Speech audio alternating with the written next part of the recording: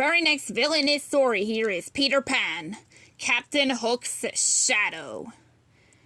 "Walk the plank, Peter Pan," John Darling yelled, waving a wooden sword at his brother Michael. The boys were playing in the nursery. John was pretending to be Captain Hook, and Michael was pretending to be Peter Pan. "I won't walk the plank," Michael said. "And you're a codfish, Captain Hook. I'll get you for that, Pan," John cried.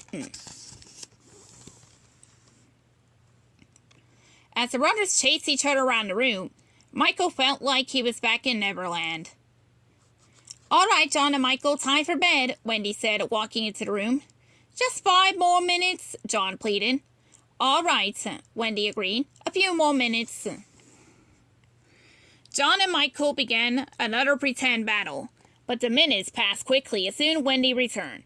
"Now it's really time for bed, you two," she said. Michael and John put down their swords and crawled into their beds. Wendy turned out the lights and got into bed too. She was sleeping in the nursery while her new bedroom was being decorated. Michael pulled up the covers. He wasn't the least bit tired.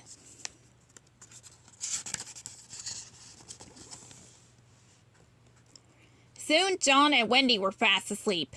Michael squeezed his eyes shut, but it was no use. He kept picturing Captain Hook trying to capture Peter Pan. Suddenly Michael heard a rattling sound, followed by a loud whoosh. He opened his eyes and looked around. The nursery windows were wide open, but no one was there.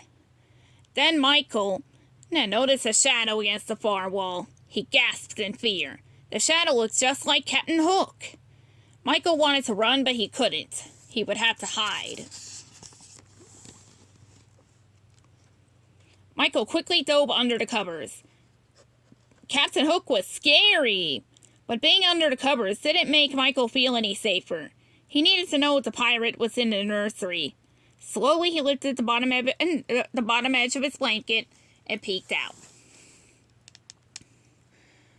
Michael still couldn't see Hook, but the captain's shadow was right there against the wall, as large as life. The shadow looked around the nursery for a moment. Then it began to creep toward the far corner. A chill ran down Michael's spine. Captain Hook was headed right toward Wendy. Michael knew he had to protect Wendy. As he glanced around the nursery, his eyes fell on his wooden sword. Michael reached down and grabbed the sword just as the shadow got to Wendy. He threw off his covers and leaped toward it. The shadow stumbled backward. Michael lunged at it again, but it swiped at him with its hook. Michael dove under his bed. The shadow reached for him, but he darted away just in time. The shadow jumped onto the bed. Michael gulped, waiting for the hook to swipe at him again. He wondered why he was seeing only Captain Hook's shadow. Where was Hook hiding? Michael knew he had to do something. He couldn't stay under the bed forever. Captain Hook was sure to get in sooner or later.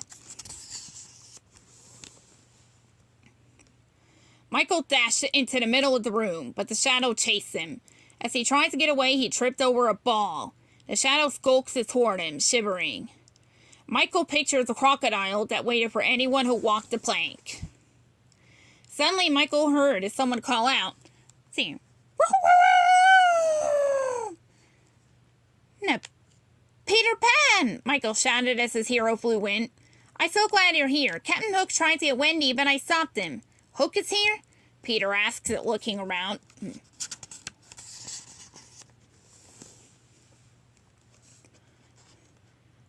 "No, why is Captain Hook's shadow?" Peter said. "Don't let it get away." The shadow tried to run, but Peter flew after it. "It's only a shadow?" Michael asked. Suddenly, he wasn't as scared. He leaped up from the floor and ran after it too. "Grab it from the other side," Peter called. Michael ran toward the shadow from the right as Peter flew at it from the left. The shadow was trapped. In a flash, Michael reached out and caught it. "Put it in here," Peter cried, holding out a sack. Michael stuffed the shadow into the sack, and Peter tied it close.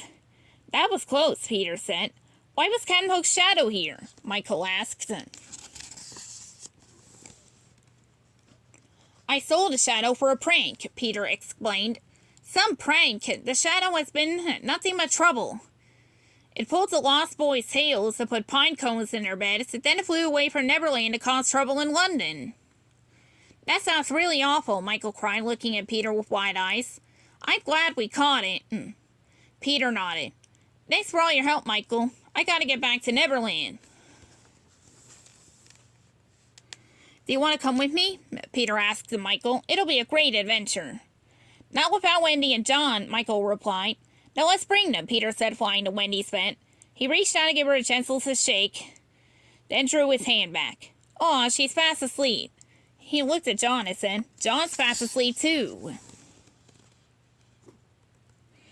Maybe next time, Peter said, jumping to the window ledge. Goodbye, Michael. Tell Wendy and John that I said hello, he called. Then he flew out into the night. I will, Michael promised. He waved good night and then went back to bed smiling. He was glad to have had another adventure with Peter. The end.